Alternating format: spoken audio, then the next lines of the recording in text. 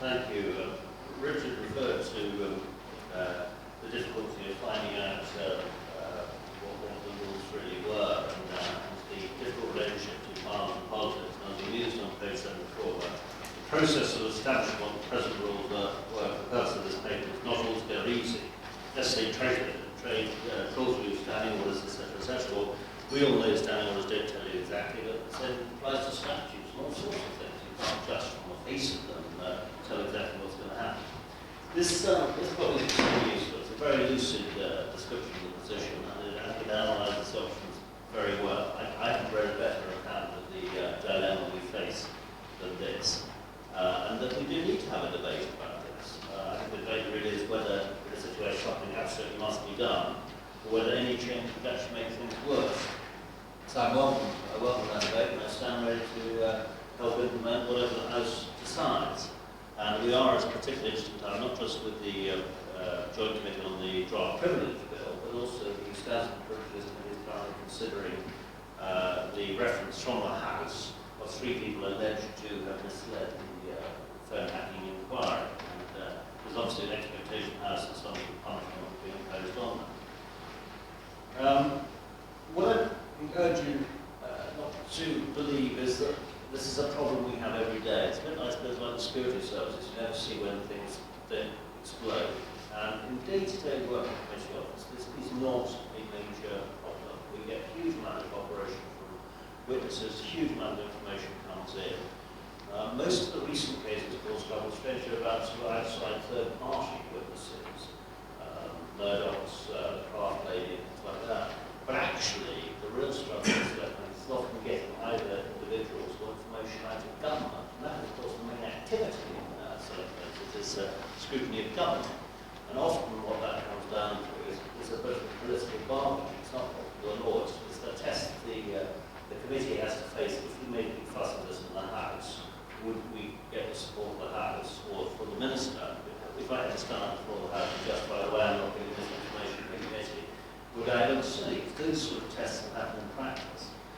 In my career, I've had lots of experience of committees obtaining information. I vividly remember during the Arms to Iran inquiry, going down Victoria Street about 8 o'clock one morning to be handed over the actual drawings of the super gun, and obtaining them for the committee, taking them back. So before police had actually got hold of them, or they got lost in the shredder. In the same inquiry, we tracked down some retired officials who knew what had happened. The Ministry of Defence got a huge resistance to us even getting their names. We managed to find out who they were and get some evidence from them.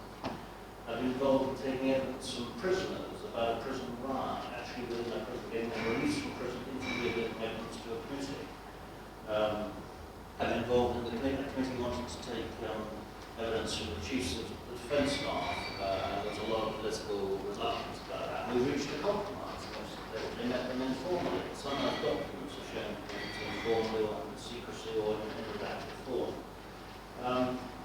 So please don't assume that this is a sort of day-to-day crisis or that the whole work of the system is held up by this. On the Murdoch case, it is fair to ask what would have happened if they refused to attend. And there is always the risk, of course, if they had attended, it would be like the Maxwells, who did attend, and they didn't answer questions. The chair of the Cosmic Sport believes that the reason why the Murdochs attended is that they're under some requirement to be fit and proper people to hold a television license, and are Ofcom, and regard people who fail to attend select committees as not fit and proper. Now that doesn't apply to all witnesses, but that's quite an interesting angle. Quite a lot of people who belong to professional bodies which have codes of practice, we might regard not cooperating with parliamentary inquiry as not really the sort of thing you ought to do. One other area of great interest to us at the moment is the issue about judges attending. We know they can give some very useful advice to committees. They are concerned about being held to account for their decisions or being seen to prejudge issues which may come forward in court. We need to strike a proper balance between giving us the access to their expertise of how the law works in practice and not compromising their position. Finally, the situation which worries me a lot is encapsulated by the current case going on in the States, where a sportsman, I think a football player or baseball player, steroids or something.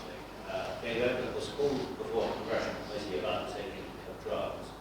Apparently didn't tell the truth. He's now been prosecuted on the American statutes through the courts for perjury. His defense is not that he didn't tell the truth, but the committee is wasting its time looking at that subject. They should be looking at public policy matters, which is what they're funded by the American taxpayer to do. And I dread to think